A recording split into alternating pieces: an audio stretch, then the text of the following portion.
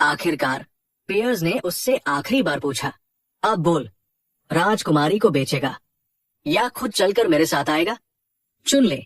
उसने अब भी जवाब नहीं दिया, लेकिन उसके दिमाग में एक योजना बन रही थी। कैसे राजकुमारी को बेचकर खुद सुरक्षित निकल जाए बिना किसी यातना के। वो बहुत चालाक आदमी था। दबाव और बढ़ाने के लिए पियर्स ने डीमन किंग के स्टैंडर्ड्स की कसम खाई। अगर लॉयर उसकी मदद करेगा तो वो उसकी पूरी सुरक्षा की गारंटी देगा। सब जानते थे डीमन किंग की कसम उनके लिए धर्म की तरह होती है। वे अपनी कसम कभी नहीं तोड़ते। ये सुनते ही उसका पूरा रवैया बदल गया। बिना झिझक उसने हामी भर दी। वो पियर्स को गुप्त सुरंगों तक ले जाने के लिए तुरंत तैयार हो गया। उसके चेहरे को देखकर ही पियर्स के भीतर घृणा उठ गई। भूमिगत सुरंगों के भीतर द्वारफों की राजकुमारी लुइस वारफेट बेहद बेचैन थी। जब लोआ उसका हथियार बना रहा था, उसी दौरान उसका गायब हो जाना उसे लगातार खाए जा रहा था। गार्ड्स ने उसे समझाने की कोशिश की कि उसका अपहरण हो चुका है, लेकिन वो उन पर चिल्ला पड़ी, मुंह बंद रखो, वो भी एक हीरो है। एक गार्ड ने पलटकर कहा, किसी हीरो का अपहरण? ये बात कहां से समझ में आती है? लेकिन दूसरी गार्ड ने शांत लेकिन सख्त आवाज में जवाब दिया, हो सकता है वो हीरो हो, लेकिन वो एक ब्लैक स्मिथ भी है और लड़ाई में कमजोर है। तुरंत उसने सब पर गरजते हुए कहा, सब चुप रहो और उसे ढूंढो। अगर नहीं मिला तो सबके सिर काट दूंगी। गुप्त सुरंग के भीतर, लॉयर की गुप्त सुरंग के अंदर पियर्स झुंझलाते हुए बड़बड़ा रहा था कि उसे कितनी देर तक लो की बेहद भद्दी कमर देखने पड़ी। सुरंग बेहद संकरी थी, इसलिए लो ने कहा, थोड़ा संभल कर चलो, पीछे से धक्का मत देना। पियर्स ने झुंझलाकर जवाब दिया, जल्दी चल। लंबे और दर्दनाक समय के बाद दोनों सुरंग से बाहर निकले। वो जगह शहर के बाहरी हिस्से में खुलती थी। लो ने सोचा अब उसका काम खत्म हो गया है। उसने डरती आवाज में कहा, अब मुझे आजाद कर दो। धोखे का खुलासा। अचानक पियर्स ने अपना असली राक्षसी रूप धारण कर लिया। हवा भारी हो गई। बकवास क्या कर रहा है? उसने ठंडी मुस्कान के साथ कहा। उसने उसे याद दिलाया वो शपथ जो उसने अभी अभी ली थी। लेकिन पियर्स ने हंसते हुए कहा, डीमन किंग के नियम, वो मेरे लिए कचरा है। यही पल था जब लोआ आधिकारिक रूप से डीमन किंग के रेज लिस्ट में शामिल हो चुका था। उसे पछतावा होने लगा। काश उसने सच में राजकुमारी को बेच दिया होता तो कम से कम आजाद तो होता। अब वो जमीन पर गिर पड़ा, कांपते हुए बोला, मैं काम का हूं। मेटलर्जी में मुझसे बेहतर कोई नहीं। मैं आपके लिए कोई भी हथियार बना सकता हूं। पियर्स चुप था। वो सोच रहा था, एक हीरो एक राक्षस के लिए कैसे काम कर सकता है? लो लगातार गिड़गिड़ाता रहा, खुद को हर तरह से बेचता रहा। अंतिम सौदा। आखिरकार पियर्स बोला, मेरी दया चाहिए तो मेरी निष्ठा की कसम खा। लो ने जमीन पर अपना सिर जोर से टेक दिया। बार बार धन्यवाद बोलता रहा, लेकिन मन ही मन वो भागने की योजना बना रहा था। जैसे ही मौका मिले, अचानक अगले ही पल वो खुद को एक घने हरे भरे बाग के बीच में खड़ा पाया। चारों तरफ आत्माएं तैर रही थी। तभी गॉर्डन गुस्से से चिल्लाया, डीमन किंग, आपने एक ड्वार्फ को किडनैप किया, वो भी एक हीरो ड्वार्फ। पियर्स ने उसे चुप रहने को कहा। तभी एक चमकती हुई स्क्रीन हवा में उभरी। ब्रनादा की आवाज आई, तुम सच में एक ड्वार्फ उठा लाए? पियर्स ने उसे भी टाल दिया, बाद में रिपोर्ट करना। प्रिंसेस और सच राजकुमारी, जो इस पूरे रेज इफेक्ट से इम्यून थी, धीरे से ड्वार्फ के पास आई।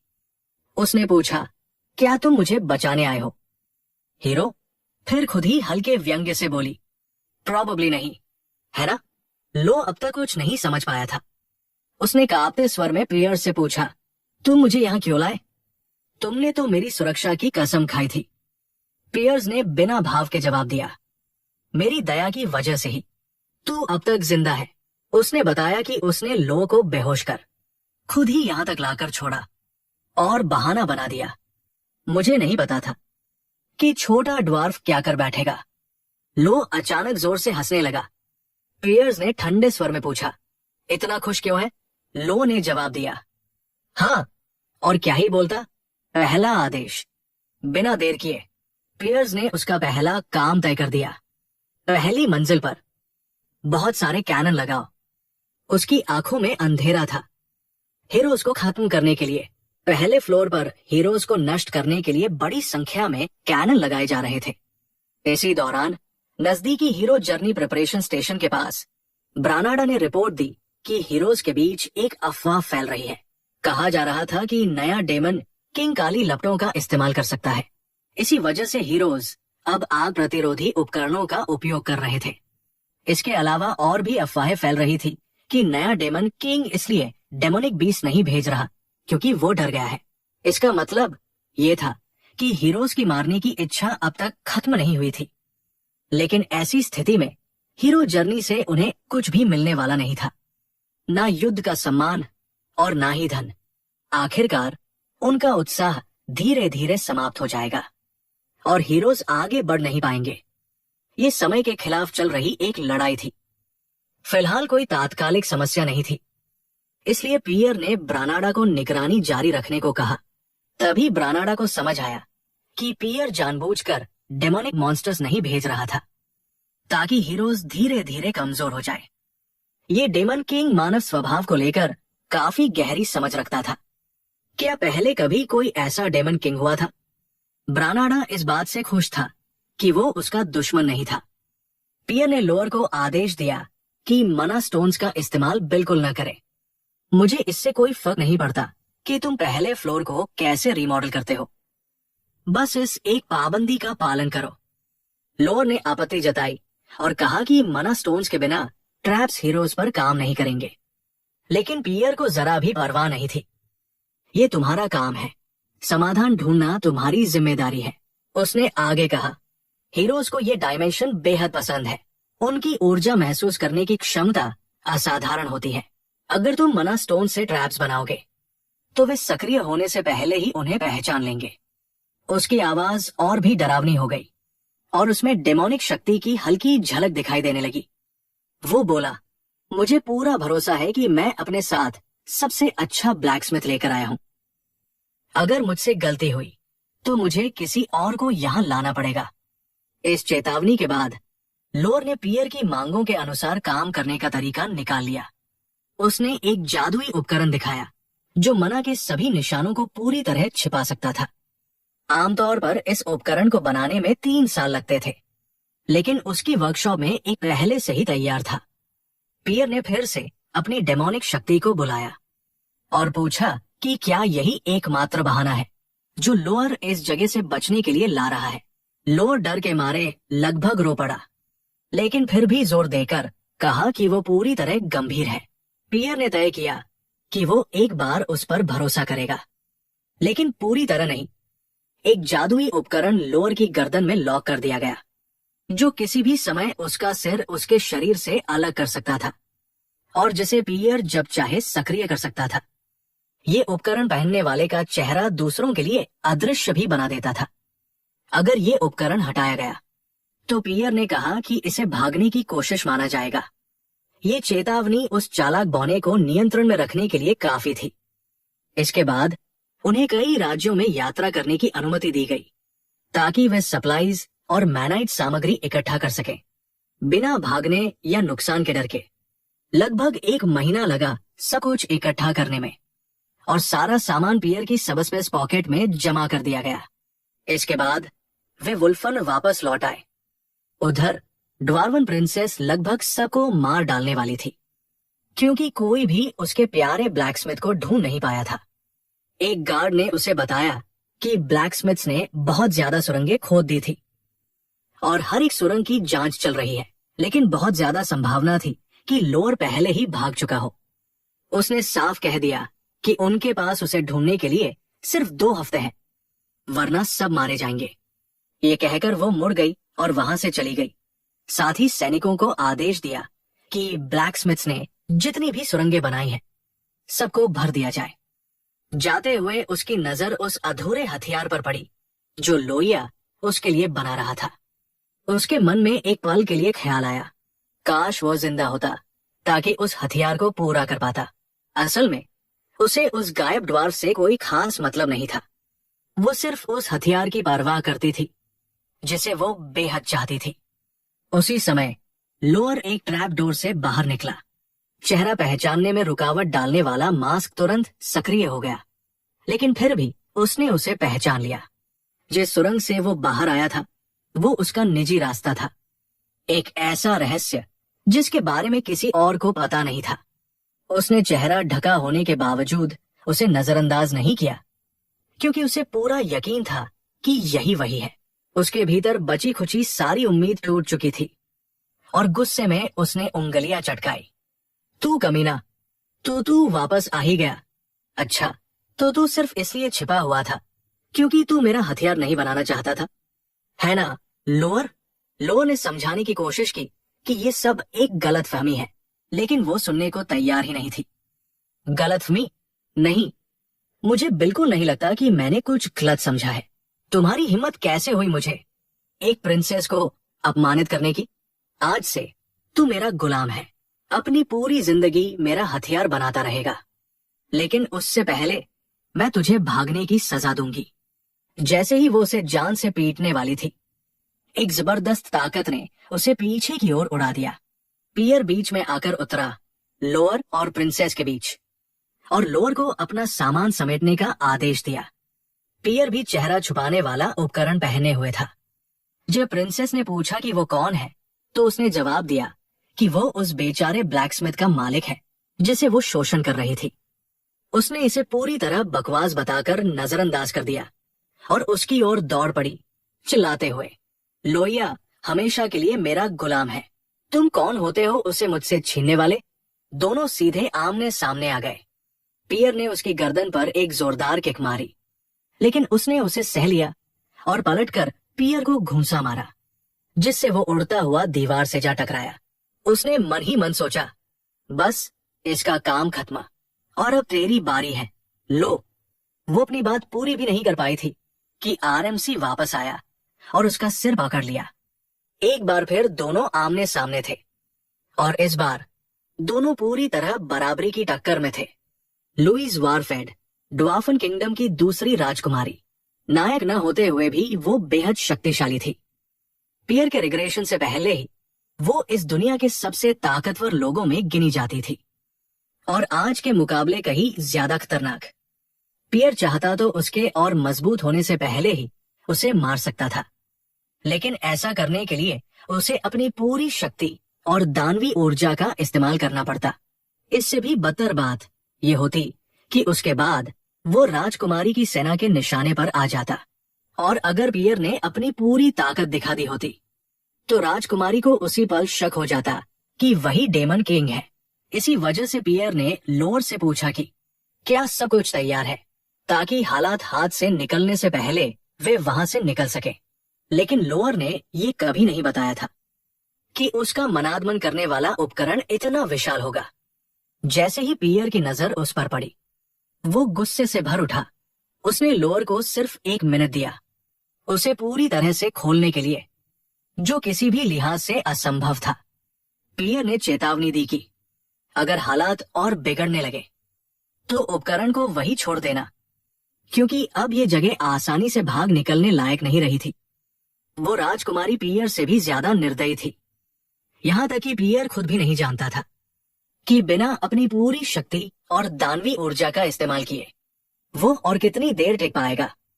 राजकुमारी लगातार धमकियां दे रही थी। पियर ने उन धमकियों पर हल्की सी मुस्कान के साथ कहा, तुम बिल्कुल डेमन किंग की तरह बोल रही हो। बस करो, बॉनो की राजकुमारी। मैं तुम्हारे लोहार और उसका सारा सामान अपने साथ ले जा रहा हूं। आखिरकार किसी तरह लोअर उस उपकरण को खोलने में सफल हो गया। ये देखते ही राजकुमारी गुस्से से पूरी तरह पागल हो उठी। लोअर, तुम सिर्फ इसी चीज को लेने के लिए लौटे थे?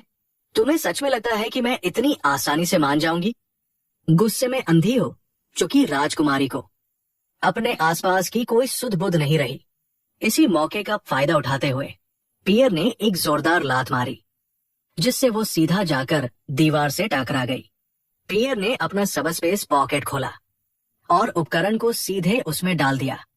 जब राजकुमारी संभली तो उसने देखा न वहां वो उपकरण था और न ही वे दोनों घुसपैठिए। जिस सुरंग से वे भागे थे उस पर हमला करने की उसने कोशिश की, लेकिन वो पहले ही सील हो चुकी थी। एक पल के लिए उसके चेहरे पर दर्द उभर आया। क्या वो सच में मेरा हथियार बनना बिल्कुल नहीं चाहता था? लेकिन ये भावना सिर्फ एक पल के लिए थी। उसने ठंडी हंसी हंसी और बोली, कितना दिलचस्प, वाकई बहुत दिलचस्प। लोया, ठीक है, अब मैं खुद तुम्हें ढूंढूंगी, चाहे मुझे पूरा महाद्वीप ही क्यों न छानना पड़े। आज जो तुमने किया है उसका पछतावा मैं तुम्हें जरूर करवाऊंगी। लोअर, वे लोग बर्च टावर के फर्स्ट फ्लोर पर आ गिरे। गॉर्डन उस समय सफाई कर रहा था जब उसने किसी भारी चीज के जोर से गिरने की आवाज सुनी। चौंकर वो दौड़ता हुआ आया।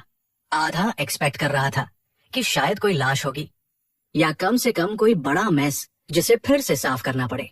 जब उसने गुस्से में पूछा कि आखिर ये चीज है क्या, डीमन किंग ने कामली जवाब दिया कि ये हीरोज को रोकने के लिए जरूरी एक मैजिकल टूल है। जैसे ही लो ने मनास फैंटोम इंस्टॉल कर लिया, डीमन किंग ने तुरंत उसे एक्टिवेट करने का आदेश दे दिया। अथॉरिटी से बोलते हुए उसने ऐड किया, इसे यहाँ लाने में इतनी मेहनत की है, बेहतर है कि ये वर्थ इट हो। लोगिया का सिर पसीने से भीग चुका था। जब उसने कंफर्म किया कि डिवाइस एक्टिवेट हो चुकी है, मशीन से एक चमकदार नीली रोशनी फूट पड़ी, इतनी तेज कि रूम में मौजूद लगभग सभी लोग अंधे हो गए। गॉर्डन ने इंस्टिंक्टिवली अपनी आंखें ढक ली और मन ही मन सोचा कि सफाई के समय प्रोटेक्टिव गियर न पहनना कितना बुरा डिसीजन था। टावर ने मना को फैंटोम के रूप में पहचान लिया और सिंक्रोनाइज होने के लिए 10,000 पॉइंट्स मांगे। डीमन किंग को तो पता भी नहीं था कि ऐसा कोई फंक्शन एग्जिस्ट करता है, लेकिन उसने बिना सोचे यस दबा दिया, जैसे कोई और ऑप्शन कभी था ही नहीं। सिंक्रोनाइजेशन कंप्लीट हो गया और मनास फैंटोम ने किंग बर्च डायस को अपना मास्टर मान लिया। सिर्फ इतना ही नहीं, फैंटोम का पावर सोर्स पूरी तरह मना से डीमोनिक एनर्जी में कन्वर्ट हो गया। लो तो बर्च से भी ज्यादा खुश हो गया। ये चीज न उसने प्लान की थी, न कभी इमेजिन किया था कि फैंटोम और टावर का मर्ज पॉसिबल होगा। मना से डीमोनिक एनर्जी में पावर कन्वर्शन उसे सेंचुरी की डिस्कवरी लग रही थी। उसकी हालत ऐसी थी जैसे एक्साइटमेंट से बेहोशी हो जाएगा। जोश से भरा हुआ वो रूम से बाहर निकल गया और प्रिंसेस से बोला कि स्पेल कास्ट करे। वो बाहर से रिजल्ट्स ऑब्जर्व करना चाहता था, ये कंफर्म करने के लिए कि कहीं रियलिटी ग्लिच तो नहीं हो गई। प्रिंसेस को पूरी फ्रीडम दी गई कि वह जो मर्जी स्पेल यूज करे, तो उसने अपनी सारी पावर टावर पर अनलीश कर दी। गॉर्डन के लिए ये प्योर डिस्पेयर का मोमेंट था। अभी अभी तो उसने जगह साफ की थी। नॉर्मली इतनी बड़ी स्पेल टावर के बाहर से भी फील हो जानी चाहिए थी, लेकिन यहाँ कुछ भी नहीं। ना कोई लाइट, ना कोई प्रेजेंस, बिल्कुल कुछ भी महसूस नहीं हुआ। क्या ये मनास फैंटोम के साथ सिंक्रोनाइज टावर की असली पावर थी? डीमन किंग ने कुछ टेस्ट करने का सोचा और टावर को एक स्पेसिफिक तरीके से मैनिपुलेट किया। अगले ही पल टावर बिना कोई निशान छोड़े गायब हो गया। क्या इसका मतलब वो जब चाहे टावर को हाइड कर सकता है? उसने थोड़ी देर सोचा, अगर कोई मिलने आए और टावर ही न मिले तो कितने लोगों को हार्ट अटैक आ जाएगा। ये एबिलिटी डीमोनिक एनर्जी पॉइंट्स का बहुत ज्यादा खर्च करती थी, इसलिए अभी यूज करना मुश्किल था, लेकिन फ्यूचर में ये पावर बेहद कीमती साबित होने वाली थी। उधर लो अपनी एक्साइटमेंट में पूरी तरह डूबा हुआ था। वो फैंटोम और टावर दोनों को पार्शली डिसमेंटल करके स्टडी करना चाहता था। अपनी पूरी जिंदगी और रिकॉर्डेड हिस्ट्री में उसने ऐसी चीज न कभी देखी थी, न सुनी थी। वो लगातार भीख मांगता रहा कि इस हिस्टोरिक डिस्कवरी को स्टडी करने दिया जाए, बिल्कुल किसी रिसर्चर से ज्यादा, एक ऐसे डीमन किंग की तरह जो बैटल के लिए तड़प रहा हो। आखिरकार बर्ज ने एक कंडीशन पर हाँ कह दी। अगर लो का ट्रैप फर्स्ट फ्लोर पर हीरोज को वाइप आउट कर देता है तो उसके बाद वह जो चाहे करे। और फिर लो अकेला रह गया मनास फैंटोम के साथ और अपनी बेकाबू इंथुजियाज्म के साथ। ऐसा लग रहा था जैसे वो ऐसे प्लान्स बना रहा हो जिन्हें बाकी कोई पूरी तरह समझ ही न पाए। जैसे ही वे लोग बाहर निकल रहे थे, डीमन किंग ने प्रिंसेस से कहा कि उसके पास उसके लिए एक प्रपोजल है। वो चाहता था कि जो हीरोज 4th फ्लोर तक पहुंच जाए उनका सामना प्रिंसेस करे। प्रिंसेस ने अपनी तरफ उंगली दिखाते हुए हैरानी से कहा, क्या तुम चाहते हो मेन हीरो से लड़ूं? लेकिन मैं तो एक प्रिंसेस हूं।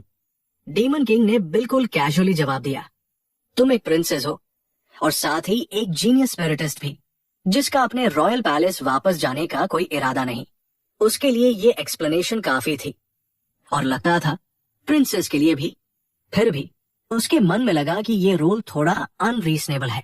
वो एक इनोसेंट प्रिंसेस थी जिसे दुनिया के कामकाज पूरी तरह समझ नहीं आते थे। अपनी ही रेस के खिलाफ जाना शायद उसके लिए ज्यादा हो सकता था। लेकिन जब उसने दोबारा उसकी तरफ देखा, प्रिंसेस पहले ही स्पिरिट समन कर रही थी और ऐसे देख रही थी जैसे फाइट के लिए वेपन्स सिलेक्ट कर रही हो, बिल्कुल शॉपिंग की तरह। डीमन किंग उसे डम्बफाउंडेड देखता रह गया। छोड़ो, उसने सोचा। उसने क्लैरिफाई किया कि प्रिंसेस को हीरोज को हराना नहीं है, बस उन्हें कंफ्यूज करना है और खुद को उनके दुश्मन के रूप में रिवील करना है। अगर सब कुछ प्लान के हिसाब से हुआ तो वो उसे जो चाहे वो देने का वादा करता है। प्रिंसेस मान गई, लेकिन उसकी एक कंडीशन थी, मुझे डीमन किंग की सबऑर्डिनेट के तौर पर इंट्रोड्यूस करना, प्रिंसेस के रूप में नहीं। ये रिक्वेस्ट सिंपल थी, इसलिए डीमन किंग ने एक्सेप्ट कर ली। उसके लिए इसका कोई मतलब नहीं था। लेकिन प्रिंसेस इस बात से एक्सपेक्टेशन से काफी ज्यादा खुश हो गई, बहुत ही ज्यादा। वो तो यहां तक पहुंच बैठी, क्या मैं अपनी लुक्स यूज करके हीरोज को सेड्यूस करके फाइट करूं? उस पल डीमन किंग को समझ आ गया, अब निकलना ही बेहतर है। नहीं, बस वही करो जो मैंने बोला है, कहकर वो मुड़ गया। इससे पहले बात और बिगड़ जाती। इस तरह प्रेपरेशंस लगभग कंप्लीट हो चुकी थी। फर्स्ट फ्लोर पर हीरोज को मास मना कैनन से कम किया जाएगा और जो 4th फ्लोर तक पहुंच जाएंगे उन्हें प्रिंसेस को बेट बनाकर डील किया जाएगा। फिर भी ये काफी नहीं था। करंट सिचुएशन में वो 200 से ज्यादा हीरोज में से आधे को भी एलिमिनेट नहीं कर पाएगा। आखिर में क्या डीमन किंग को खुद ही और स्ट्रांग होना पड़ेगा? जवाब ऑब्वियस था और थोड़ा इरिटेटिंग भी। डिमोनिक एनर्जी से टेंटेड स्पिरिट ब्लॉसम्स हीरोज के खिलाफ खासकर इफेक्टिव होते हैं। उसे और ज्यादा स्पिरिट ब्लॉसम्स कलेक्ट करने होंगे। उसने प्रिंसेस को बताया कि वे लोग निकल रहे हैं और हमेशा की तरह प्रिंसेस ने एक्साइटमेंट में इतनी जोर से चिल्लाया कि आवाज पूरी जमीन पर गूंज उठी। लगातार 3 दिन तक वे स्पिरिट ब्लॉसम्स ढूंढते रहे, लेकिन कुछ हाथ नहीं लगा। थकर और फ्रस्ट्रेटेड होकर वे एक आइसी वेस्टलैंड के बीच खड़े थे। तभी एक पर्ल ओआरसी सामने आया। वो क्लियरली फेड अप लग रहा था, जैसे इन सबसे पहले भी बार बार डील कर चुका हो। लेकिन इस बार उसने अचानक एक घुटने पर बैठकर कहा, main crow blue frost tribe का चीफ्टन, आपको प्रणाम करता हूं। डीमन किंग, कृपया हमारी ट्राइब को अपना बना लीजिए। ये सुनकर बर्ज बिल्कुल एक्सपेक्ट नहीं कर रहा था। बिल्कुल आखिरी चीज जो उसके दिमाग में आ सकती थी। क्रू ने आगे कहा, हमारे एंसेस्टर्स डीमंस थे जिन्होंने डीमन रियल्म को बीट्रे किया था। इसी ओरिजिनल सिन के कारण कृपया हमें आपकी सेवा करने का सम्मान दीजिए। डीमन किंग, बस फ्लैटरी बंद करो, बर्ज ने जवाब दिया। आखिर तुम सिर्फ डीमन किंग का किन बनकर स्ट्रांग होना चाहते हो। वैसे भी तुम स्पिरिट ब्लॉसम से ज्यादा डिमोनिक एनर्जी के लिए सूटेबल हो। क्रू ने हल्की सी मुस्कान के साथ कहा, सोच भी नहीं सकते थे कि आप हमें पूरी तरह समझ लोगे। हेजिटेट करने का कोई मतलब नहीं था। क्रू ने सरप्राइजिंगली शांत टोन में मान लिया और अपने सबऑर्डिनेट्स को ऑर्डर दिया कि चीज बाहर लाई जाए। एक बॉक्स के अंदर 3 स्पिरिट ब्लॉसम्स रखे हुए थे। उन्हें सीधा डीमन किंग को ऑफर कर दिया गया। तब बर्ज को समझ आ गया कि स्पिरिट ब्लॉसम्स कहीं मिल क्यों नहीं रहे थे। बर्ज ने क्रो की बातचीत की स्किल और नेगोशिएशन सेंस को ओपनली एक्नॉलेज किया। वो एक पर्ल ओआरसी के लिए काफी ज्यादा इंटेलिजेंट था। क्रो ने कहा, इस कठिन जमीन पर जिंदा रहने के लिए हमारी ट्राइब ताकत से ज्यादा अकल को इम्पोर्टेंस देती है। बर्ज ने सोचते हुए कहा, इसलिए तुम मेरे पास आए हो क्योंकि तुम्हारे पास ताकत कम है। डीमन किंग्स हमेशा ब्रूट फोर्स से ज्यादा विजडम को वैल्यू करते थे। ये सुनकर बर्ज जेन्युइनली इम्प्रेस्ड हो गया, इतना कि उसने को एक्सेप्ट कर लिया। स्नो फील्ड्स में घूमो, मेरी तरफ से अपनी ट्राइब को एक्सपैंड करो, मेरे ऑर्डर्स का इंतजार करो। मैं तुम्हें सिर्फ ताकत नहीं, उससे भी कहीं बड़ा रिवॉर्ड दूंगा। तुम्हारी ट्राइब एटर्नल बन जाएगी। क्रो ने एक बार फिर घुटने टेके, इस बार पहले से बिल्कुल अलग अंदाज में, और बोला, धन्यवाद, हम पूरी वफादारी के साथ आपकी सेवा करेंगे, डीमन किंग। बाकी ऑक्स ने भी उसका फॉलो किया, घुटनों पर बैठकर अपनी लॉयल्टी प्लेज की। अब बर्ज का टावर पूरी तरह से रीइंफोर्स हो चुका था। पोल ऑक्स बाहर की सिक्योरिटी संभाल रहे थे। फर्स्ट फ्लोर पर लो और 16 मना कैनन्स लगे हुए थे। फोर्थ फ्लोर इनहेरिटेंस कंट्रोल के अंडर था। अब सारे पीसेस अपनी जगह पर थे। बर्ज पूरी तरह तैयार था अपनी पिछली जिंदगी में हीरो से मिली बेइज्जती का बदला लेने के लिए।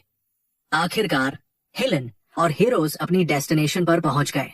अर्नेस्ट माउंटेन्स सामने नजर आ रहे थे। नजरों के सामने होल्टन आ चुका था, हीरोज जर्नी का प्रेपरेशन स्टेशन।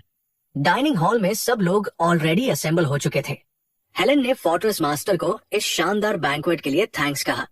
फोर्ट्रेस मास्टर मुस्कुराते हुए बोला, हीरो, आप मुझे फ्लैटर कर रहे हो। मुझे खुशी है कि मैं हिस्ट्री के एक पेज पर आपके साथ रह पाऊंगा। हेलन ने रिप्लाई दिया, इन शब्दों के लिए धन्यवाद। फोर्ट्रेस मास्टर ने आगे कहा, हेलन, तुम्हें एक स्पीच देनी चाहिए। देखो, सब वेट कर रहे हैं, इससे उनका मरैल भी बूस्ट होगा। थोड़ी देर सोचने के बाद हेलन मान गया। फोर्ट्रेस मास्टर ने अनाउंस किया, सब लोग ध्यान दें, हेलन कुछ शब्द कहना चाहते हैं।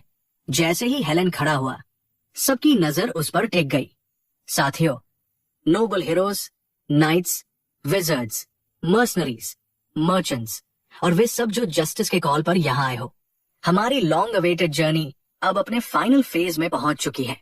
वह थोड़ा रुका, फिर बोला, शायद डीमन किंग हीरोज की इस मार्च से डर गया है, इसीलिए उसने एक भी मॉन्स्टर नहीं भेजा। लेकिन इसका मतलब ये नहीं कि हम अपनी गार्ड डाउन करें। इतनी प्रिपरेशन के बाद हम पूरी तरह रेडी हैं। हेलन ने अपना वाइन ग्लास ऊपर उठाया। कल का दिन वो होगा जब हम उस बेवकूफ डीमन किंग को उसकी ऑडेसिटी की कीमत चुकाएंगे। प्रिंसेस एरनान को हिल्डीरियन किंगडम से किडनैप करने के लिए। हम कौन हैं? इस दुनिया पर कौन राज करता है? आज फिर से याद दिला देते हैं। For justice, for justice. सब लोग एक साथ चिल्लाए। अच्छे से खाओ, अच्छे से पियो, हेलन बोला। कल हम आगे बढ़ेंगे। दूर खड़ा ग्रनाडा अपने मन में सोचता है, बिल्कुल वैसा ही हो रहा है जैसा डीमन किंग ने एक्सपेक्ट किया था। हीरोज की गिनती न बढ़ी न घटी, सिर्फ हेलन की पॉपुलैरिटी ने इस जर्नी को यहाँ तक खींच के लाया है। मर्चेंट ग्रुप्स का सपोर्ट सिक्योर करना, मर्सनरीज के नर्व्स काम करना, जब भी डिजर्शन का खतरा होता था, सब कुछ हेलन ने ही संभाला। लास्ट टाइम जब मैंने टावर देखा था, वो बिल्कुल खाली था। इस रेट पर क्या ये गिर ही नहीं जाएगा? क्या मुझे अभी हीरोज के सर के पीछे थप्पड़ मार देना चाहिए? ग्रनाडा अपनी ही सोच से फ्रीज हो गया। नहीं, मैं क्या सोच रहा हूं? अगर सब्जुगेशन सक्सेसफुल हो गई तो मेरे लिए ही अच्छा होगा। मैं फाइनली फ्री हो जाऊंगा। खुद को संभाल ग्रनाडा। वो बालकनी पर हवा लेने चला गया और रिपोर्ट की, हम होल्टन पहुंच चुके हैं। थोड़ा रीसप्लाई के बाद कल पहाड़ों पर चढ़ाई शुरू करेंगे। डीमन किंग ने शांत आवाज में रिप्लाई दिया, समझ गया। होल्टन छोड़ने के बाद मुझे दोबारा कांटेक्ट मत करना। और ध्यान से सुनो, जब पहाड़ चढ़ो स्नो पर नजर रखना। रात में गार्ड कभी डाउन मत करना। और सबसे इंपॉर्टेंट, जब टावर खोला जाए उससे दूर रहना। ग्रनाडा के चेहरे पर शिकन आ गई। इसका क्या मतलब है? लेकिन जवाब मिलने से पहले ही कॉल कट हो गया। ये क्या था? उसी वक्त हेलन बालकनी पर आ गया। तुम यहाँ अकेले क्या कर रहे हो? उसने पूछा। कुछ नहीं, बस फ्रेश एयर ले रहा हूं। कोई प्रॉब्लम है? हेलन मुस्कुराया। ड्रिंक लोगे? ये फ्रूट वाइन है, एल्व्स को काफी पसंद है। ग्रनाडा ने ग्लास ले लिया। हेलन उसके चेहरे को ध्यान से देखने लगा। तुम लग रहे हो जैसे तुम्हें कुछ परेशान कर रहा हो। थोड़ी देर चुप रहने के बाद ग्रनाडा बोला, क्या हम सच में डीमन किंग को सबड्यू कर पाएंगे? हेलन हंस पड़ा। ग्रनाडा, तुम भी नर्वस हो क्या? हाँ, ग्रनाडा ने कहा। सच बताते हुए हेलन बोला, ऑनेस्टली मुझे भी पूरी तरह श्योर नहीं है। क्या?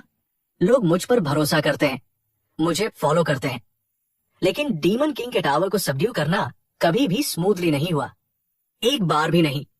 लेकिन तुमने तो लस्ट के डीमन किंग को मारा था और उसकी पावर एब्जॉर्ब कर ली थी, ग्रनाडा ने कहा। उसके कंपैरिजन में एक नया डीमन किंग तो इजी होना चाहिए। वैसे भी कोई नहीं जानता तुमने ये कैसे किया। अपनी हेरोइक स्टोरी बताओ। एक पल के लिए हेलन का एक्सप्रेशन डार्क हो गया, फिर अगले ही सेकंड वो चमक के साथ हंस पड़ा। ये सिर्फ इसलिए पॉसिबल हुआ क्योंकि मेरे साथ ब्रेव कॉमरेड्स थे। हेलन बोला, तुम जैसे कॉमरेड्स ग्रेनाडा हमेशा फ्रंट लाइंस पर सबको प्रोटेक्ट करते हुए, मैं आगे लीड करूंगा और तुम मेरा फ्लैग प्रोटेक्ट करना। अगर हम साथ लड़े तो जीत पक्की है। उसने हॉल की तरफ इशारा किया। चलो, फोर्ट्रेस मास्टर तुम्हारी एडवेंचर स्टोरी सुनना चाहता है। जब ग्रेनाडा वापस अंदर जा रहा था, हेलन ने अपनी उंगली में पहनी रिंग से धीरे से कहा, हाँ, मैंने ब्रेव कॉमरेड्स के साथ हाथ मिला लिया है। इस बार भी मेरा ख्याल रखना, ग्रेनाडा द एल्फ। अगली सुबह आर्मी मार्च करने लगी। हीरोज का मार्च शुरू हो चुका है। हिम्मत बना रखो।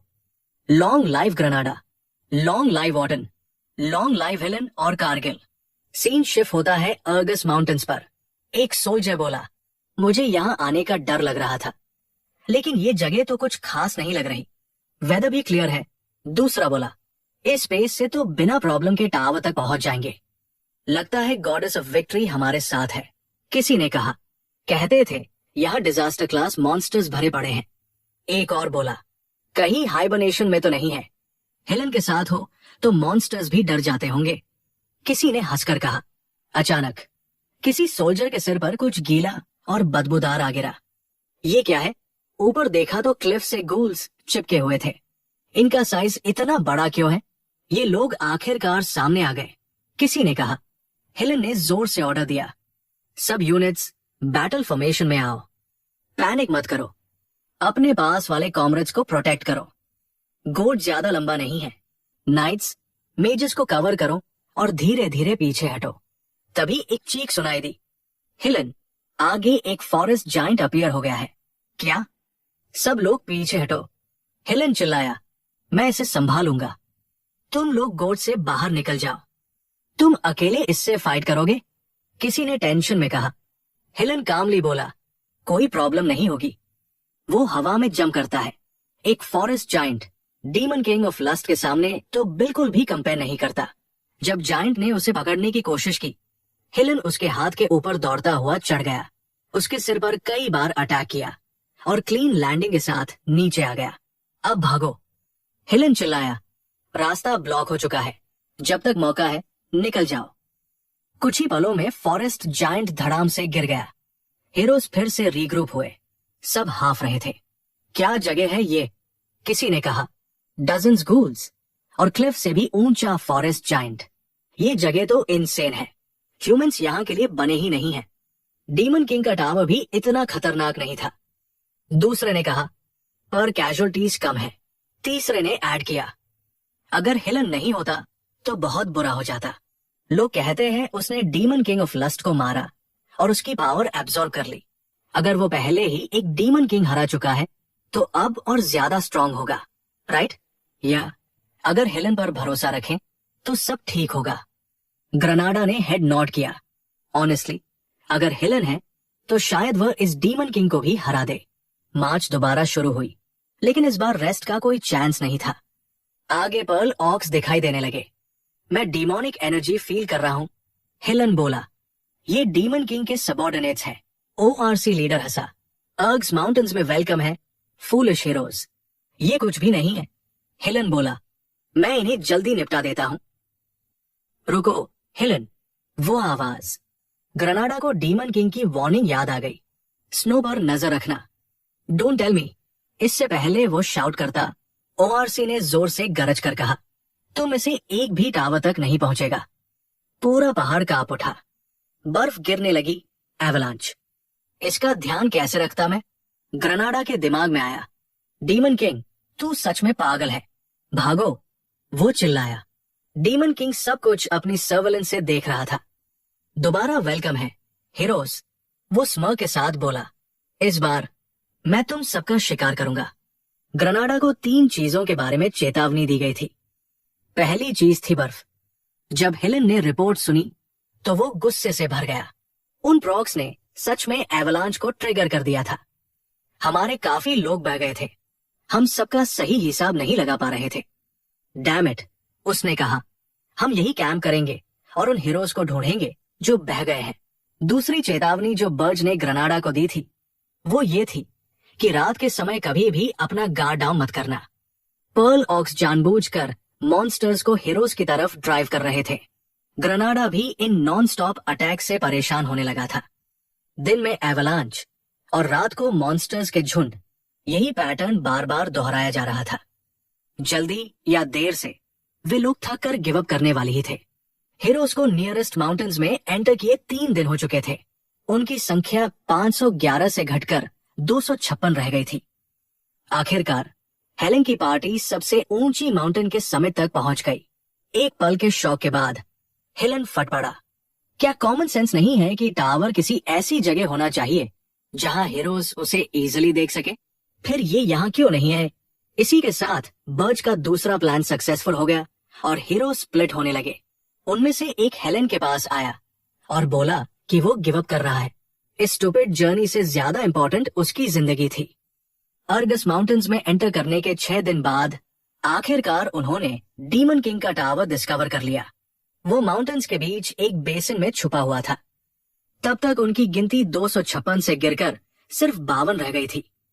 कॉन्फिडेंस के साथ हीरोज ने टावर के डोर्स खोल दिए, ये जानते हुए कि यूजुअली फर्स्ट फ्लोर पर सिर्फ वीकलिंग्स होते हैं, लेकिन उनका सामना एक नाइटमेयर से हुआ। मना कैनन्स का एक पहाड़ सीधे उनके चेहरों पर एम किए हुए था। अंदर कदम रखने से पहले ही उस फाइनल अटैक के बाद हेड काउंट घटकर सिर्फ 1 रह गया। बर्ज, जो सब कुछ अपनी सर्वेलेंस से देख रहा था, उसके चेहरे पर एक क्यूरियस स्माइल थी। तो ये भी हिल और कारगिल को गिराने के लिए काफी नहीं था। हेलेन गुस्से से फट रहा था। ये डीमन किंग का क्या मसला है? कुछ भी नॉर्मल नहीं लग रहा। तब ग्रनाडा एंट्रेंस के पास अपीयर हुआ, कहता है कि उसने अटैक से बस बचा लिया। ये छोटी सी रिएश्योरेंस हेलेन को स्टेडी करती है और वो ग्रनाडा के साथ नेक्स्ट फ्लोर की तरफ बढ़ता है। ग्रनाडा हेजिटेट करता है। सिर्फ 2 हीरोज के साथ टावर में एंटर करना सेफ है क्या? हेलेन कामली रिप्लाई करता है, मैं वह हीरो हूं जिन्होंने लस्ट का डीमन किंग को मारा और उसकी पावर एब्जॉर्ब की। एक नया डीमन किंग मेरे सामने कुछ नहीं है और तुम मेरे लिए पर्याप्त से अधिक हो। ग्रनाडा सोचता है कि हेलेन का पर्याप्त से अधिक का क्या मतलब है, लेकिन फिर भी उसके पीछे पीछे चला जाता है। वो 2nd फ्लोर कॉशियसली एंटर करते हैं, सिर्फ ये देखने के लिए कि वो कंप्लीटली एम्प्टी है। 3rd फ्लोर भी सैम था। हेलेन इंक्रीजिंगली इरिटेटेड हो जाता है। उसे पता था कि ये टावर मॉन्स्टर्स से भरा होना चाहिए था, लेकिन यहाँ कोई नहीं था। ये बिल्कुल अपोजिट था जो होना चाहिए था। वो किसी भी मोमेंट एम्बुश का सस्पेक्ट करता है। ग्रनाडा हाउएवर जानता था कि नेक्स्ट फ्लोर पर उनका क्या इंतजार कर रहा है। जब उसने 4th फ्लोर देखा, वो स्पीचलेस हो गया। एक फॉरेस्ट उनके सामने फैला हुआ था। वो डिसबिलीफ में इधर उधर देखता है। 2nd और 3rd फ्लोर्स पर कुछ नहीं था, लेकिन 4th पर एक फॉरेस्ट। क्या हम सच में डीमन किंग के टावर के अंदर हैं?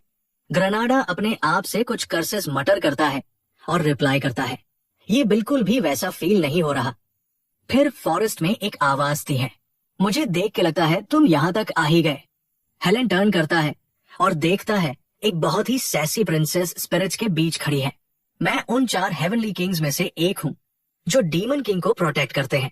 मैं डार्क स्पिरिटिस्ट तुम्हारी अपोनेंट हूँ, वो ड्रामेटिकली डिक्लेयर करती है। ग्रनाडा क्रिंजवर्दी डिस्प्ले देख के बोर हो जाता है और क्वाइटली रिट्रीट करने का सोचता है। हेलेन हाउएवर तुरंत उसे रिकॉग्नाइज कर लेता है। तुम ऐसे क्यों लग रही हो प्रिंसेस अरनान? वो थोड़ी देर पैनिक करती है, फिर अपने आप को संभालने की कोशिश करती है। मैं प्रिंसेस नहीं हूं, मैं डार्क स्पिरिटिस्ट हूं। वो एक स्पेल कास्ट करती है और शाउट करती है, अब देखो डार्कनेस की पावर।